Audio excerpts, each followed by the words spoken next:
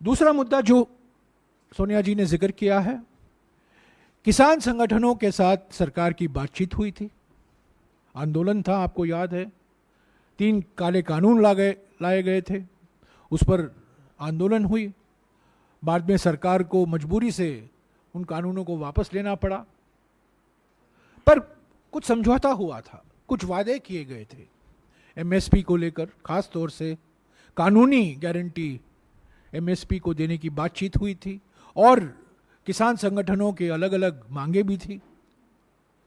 उस पर क्या कार्रवाई हुई है, उसकी मौजूदा स्थिति क्या है, एमएसपी को लेकर लीगल गारंटी के मुद्दे पर सरकार की मंशा क्या है, इस पर चर्चा हो, सोनिया जी ने जिक्र किया है। तीसरी मांग जो हमारी है, जो अडानी बिजनेस ग्रुप को से लेकर जो खुलासे हुए हैं हमारे मीडिया में, अंतर्राष्ट्रीय मीडिया में, और रोज कुछ ना कुछ छपते रहता है,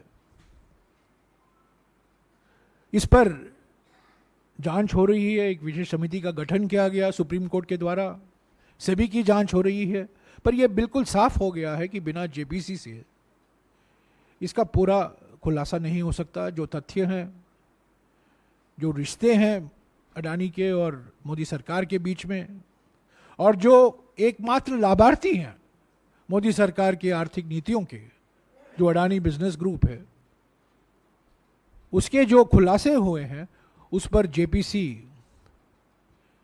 का गठन होना बहुत ज़रूरी है। ये मांग हम पिछले 6 महीने से कर रहे हैं, 7 महीने से कर रहे हैं, पर ये मांग हम फिर से दोहरा रहे हैं और सोनिया जी ने इसको प्रधानमंत्री को भी अवगत कराया है। चौथा मुद्दा है कास्ट सेंसस को लेकर, जातीय जनगणना को लेकर। जैसा कि आप जानते हैं, जब मैं ग्रामीण विकास मंत्री था 2011 में, हमने प्रयास किया कि जातीय जनगणना हो, सोशो इकोनॉमिक कास्ट सेंसस, हमने पूरा भी किया, पर उसमें और काम करने की ज़रूरत थी। हमारी सरकार चली गई 2014 में, उसके बाद में उस जातीय जनगणना के बारे में हमने कुछ सुना नहीं। न केवल जातीय जनगणना नहीं हुआ है, पर जो 2021 में जनगणना होने वाली थी, जो हर 10 साल जनगणना होती है, वो भी अब तक नहीं हुआ है। और उस जनगणना न होने के कारण हमारे देश में करीब 14 करोड़ लोग हैं जो खाद्य सुरक्षा कानून के लाभार्थी नहीं बन पाए हैं। तो जनगणना होना जरूरी है, और खास तौर, विशेष तौर से जातीय जनगणना होना जरूरी है, क्योंकि जो सरकारी कार्यक्रम हैं, हमारे सामाजिक न्याय के कार्यक्रम हैं, सामाजिक सशक्तिकरण के कार्यक्रम हैं, नीतियां हैं, उसको और मजबूती देने के लिए ये जातीय जनगणना होना जरूरी है, अनिवार्य है।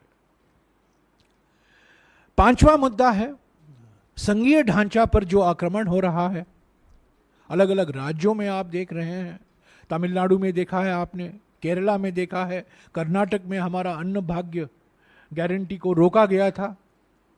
अलग अलग राज्यों में राज्यपाल की भूमिका रोज हम उसके बारे में पढ़ने को मिलता है, पर यह साफ हो गया है कि ये संघीय ढांचा पर एक जानबूझकर एक प्लान रणनीति के कारण है कि राज्यों को, खास तौर से जो राज्य बीजेपी शासित राज्य नहीं है, उनके सामने मुसीबतें खड़ा करना, उनको परेशानी में डालना, उनकी जो संवैधानिक हक है, जो संवैधानिक अधिकार हैं, उनको न देना, ये सब मोदी सरकार की रणनीति है और ये हम उठाना चाहते हैं। इस पर बहस होने की जरूरत है। नमस्कार, मैं हूं मानक गुप्ता। अगर आपको हमारा ये वीडियो पसंद आया हो तो इसे लाइक और शेयर जरूर करें, और हां, हमें सब्सक्राइब और फॉलो करना ना भूलें, ताकि आप देश और दुनिया की कोई खबर मिस ना करें। तो जुड़े रहिए हमारे साथ और देखते रहिए न्यूज़ 24।